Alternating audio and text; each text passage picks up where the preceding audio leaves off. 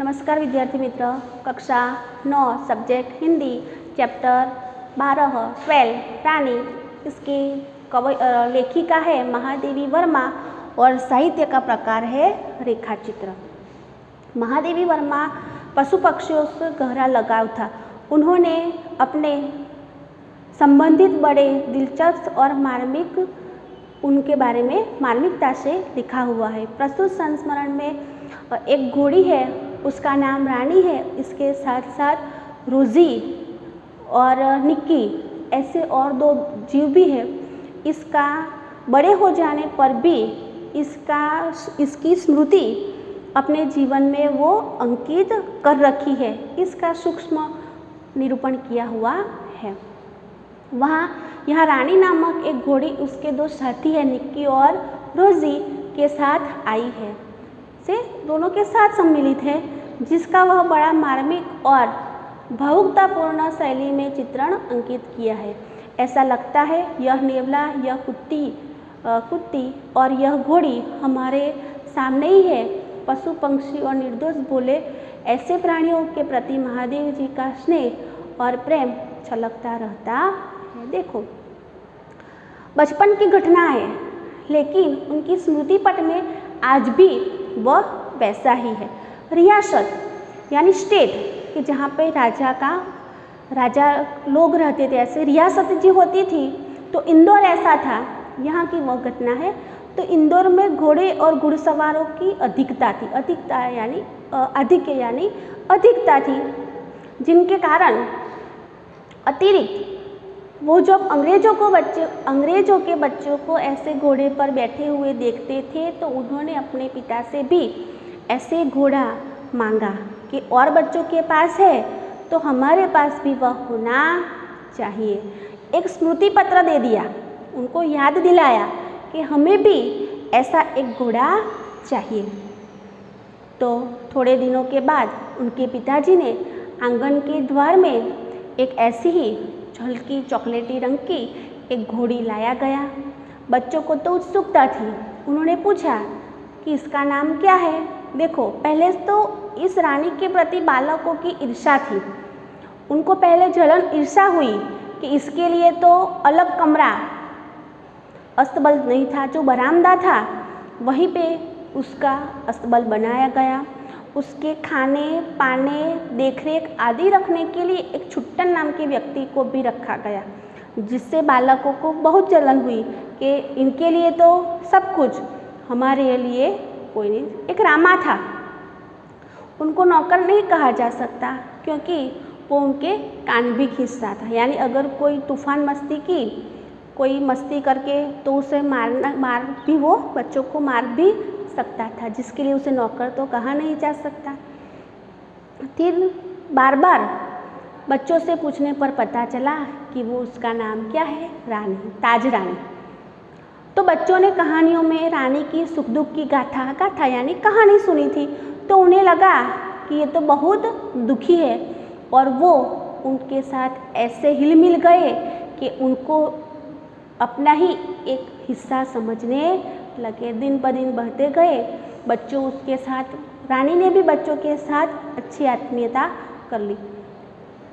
Biscuit खिलाकर, chocolate खिलाकर रानी भी बच्चों को न देखती तो पैर पटकने लगती। इतनी आत्मीयता उनके साथ हो गई। एक दिन ऐसी घटना बनती है कि भाई के जन्मदिन पर, लेखिका के जो भाई थे, उनके जन्मदिन पर नानी ने सोने के कड़े बनवा दिए। जैसे बच्चे थे सभी बच्चे, तो कोई भी चीज़ वस्तु कुछ भी नया लाते थे तो रानी को दिखाने जाते थे। तो ऐसे ही उसके जन्मदिन पर नानी ने सोने के कड़े बनवाए थे, तो माँ ने पहनाए और काम में वो कड़े वापस लेना भूल गई। तो किसी रात को जब खाने के लिए बैठे तो उनके कड़े रहित हाथ देखकर माँ ने पूछा कि कड़े कहाँ गए। तब कड़ों की छानबीन होने लगी, पूरा घर में उसकी खोजबीन होने लगी, लेकिन कड़े कहीं नहीं मिले। लेकिन रानी ने पैर पटक कर संकेत करके उनको बताया।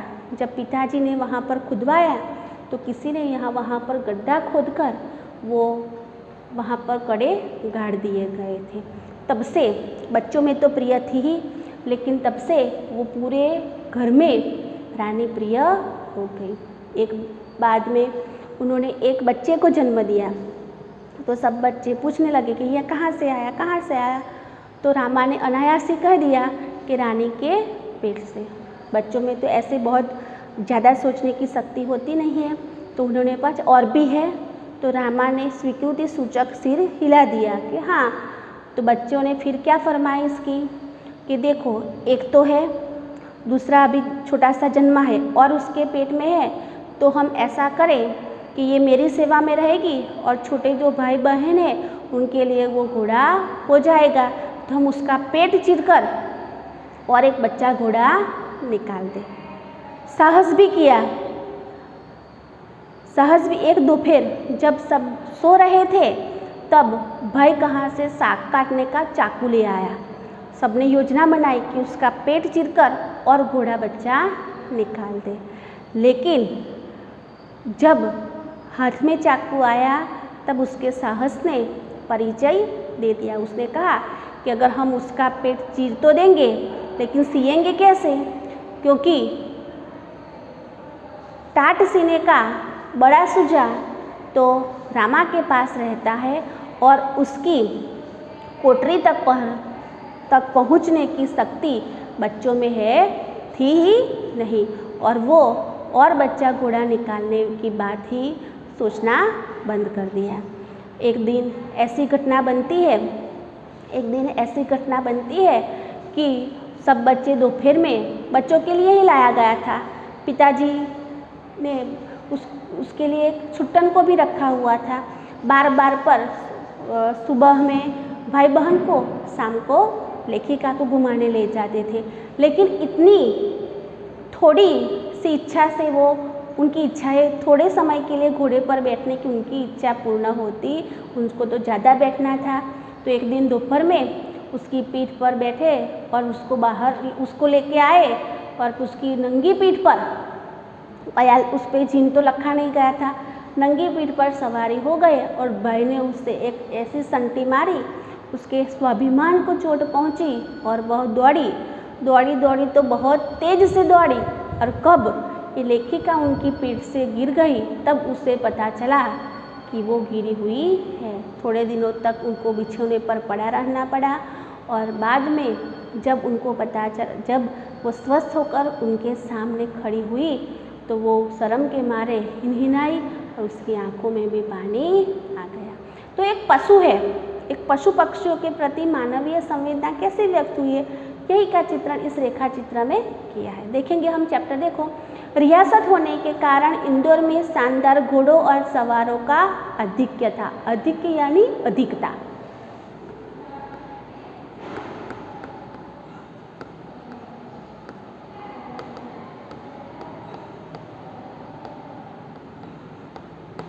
रियासत थी, स्टेट था, राजा का इंदौर स्टेट था, और स्टेट होने के कारण वहाँ पर शानदार घोड़ों और घुड़सवारों की अधिकता थी। इसके अतिरिक्त हम अंग्रेजों के बच्चों को छोटे टट्टुओं या सफ़ेद गधों, जिसकी जाति के संबंध में रामा ने हमारा ज्ञानवर्धन किया था, यानी सफ़ेद गधों यानी टट्टू पर हम जब बैठते देखते पर घूमते देखते छोटे गधों पर, छोटे टट्टुओं पर या सफ़ेद गधों पर अंग्रेजों के बच्चों को घूमते देखते, तो रामायण की कहानियों में तो राजा अपराधियों को गधे पर बिठाकर देश निकाल देता था। देखो, रामा उनका बच्चों का नौकर भी था, घर के सब काम भी करता था। तो कहानियों में तो क्या सुना था कि राजा अगर राजा है और राजा किसी अपराधी को दंड देता है तो उसे गधे पर बिठाकर देश निकाल देता था। तो यहाँ पर बच्चों की जिज्ञासा वृत्ति हुई कि अंग्रेजों के बच्चों तो ऐसे गधों पर बैठ के फिरते हैं। तब रामा ने कहा, इन्हें गधों पर बैठाकर प्रसन्नता से घूमते देखकर विश्वास करना कठिन था कि इन्हें दंड मिला है। बराबर, अच्छे से घूमते थे तो इतना तो महसूस भी कर सकते थे, तो ऐसा तो हो नहीं सकता कि इन्हें ऐसा दंड मिला हो। तो रामा के पास हमारी जिज्ञासा का समाधान था जिज्ञासा यानी जानने की इच्छा।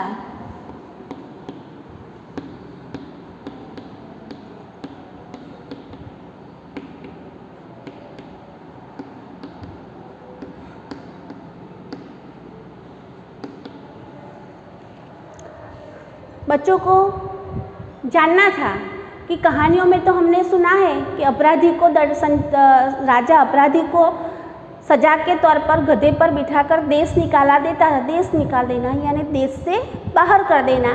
तो फिर ये कैसा है कि ये तो प्रसन्नता से घूमते हैं। तो राजा ने इन समस्या का समाधान कर दिया कि इन्हें विलायत में गधे पर बैठने का दंड देकर भारत भेजा गया है, क्योंकि वहाँ पर यह वाहन है नहीं।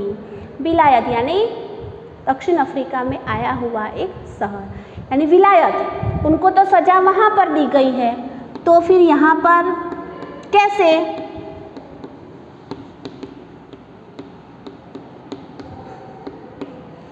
दंड उनको विलायत में दिया गया है, तो यहाँ पर कैसे है? क्योंकि वहाँ पर यह प्राणी नहीं है, तो इस प्राणी यहाँ पर है, तो दंड देने के स्वरूप में उन्हें भारत भेजा गया है। एक दिन हम तीनों ने बाबूजी से मौखिक स्मृति पत्र दिया कि हमारे पास छोटा घोड़ा न होना अन्याय की बात है। स्मृति पत्र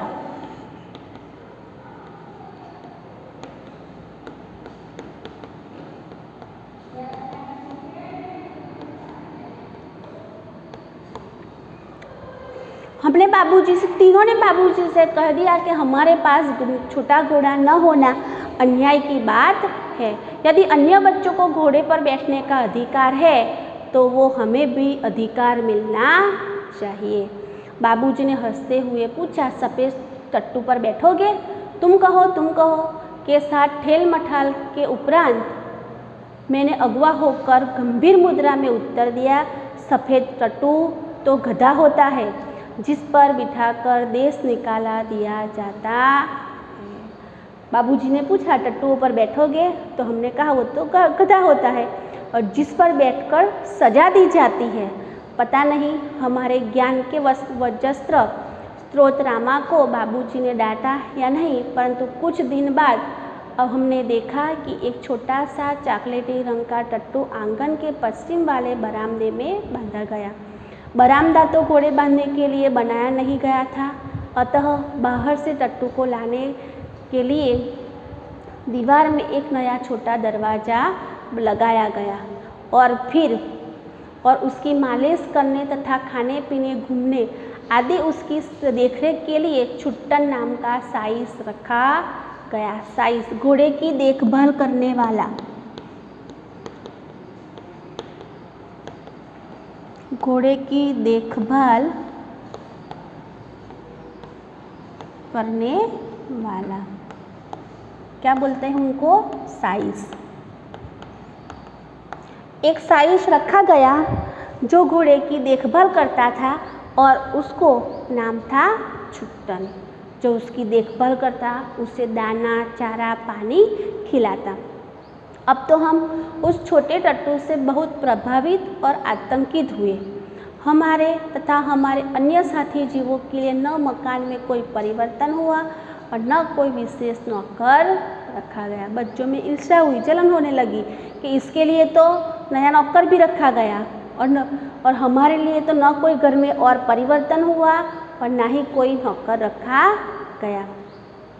रामा को तो नौकर कहा नहीं जा सकता, क्योंकि वह तो डांटने फटकारने के अतिरिक्त हमारे कान भी खींचता था और हमारी खिड़की तक दरवाजे में परिवर्तित नहीं हो सकी, जिससे हम रोजी और निक्की के साथ कूदने की कष्ट से मुक्त हो सके। कष्ट यानी पीड़ा, कष्ट यानी पीड़ा। निक्की और रोजी, निक्की नेवला है और रोजी कुतिया है, तो उनके पास घर में और दो साथी जीव प्राणी थे, रोजी यानी नेवला और कुतिया दोनों। तो खिड़की से कूद कर आते थे बाहर से, तो उनके लिए नया दरवाज़ा बनाया गया ही नहीं था। बाबूजी से यह सुनकर कि वह टट्टू हमारी सवारी के लाया गया है, हम सब बार बार पाँच दिन उसके रुष्ट और अप्रसन्न रहे। 5-6 दिन उससे रुष्ट यानी अप्रसन्न हम घूमते रहे, परंतु अंत में उसने हमारी मित्रता प्राप्त कर ली। रामा ने उसका नाम पूछने पर ज्ञात हुआ कि ताज रानी कहकर पुकारा जाता है। ताजमहल का चित्र हमने देखा था और रामा और कल्लू को माँ की सभी कहानियों में रानी के सुख दुख की गाथा सुनते सुनते हम उसके प्रति बड़े सहृदय हो गए। ताजमहल जैसे भवन की रानी होने पर भी वहाँ से कहानी की रानी की तरह निकाल दी गई। यह कल्पना करते ही हमारी सारी ईर्ष्या और सारा रोष करुणा में पिघल गया और हम उसे अधिक से अधिक आराम देने के उपाय सोचने लगे। तो यहाँ तक देखेंगे, इसके बाद का नेक्स्ट लेक्चर में। Thank you.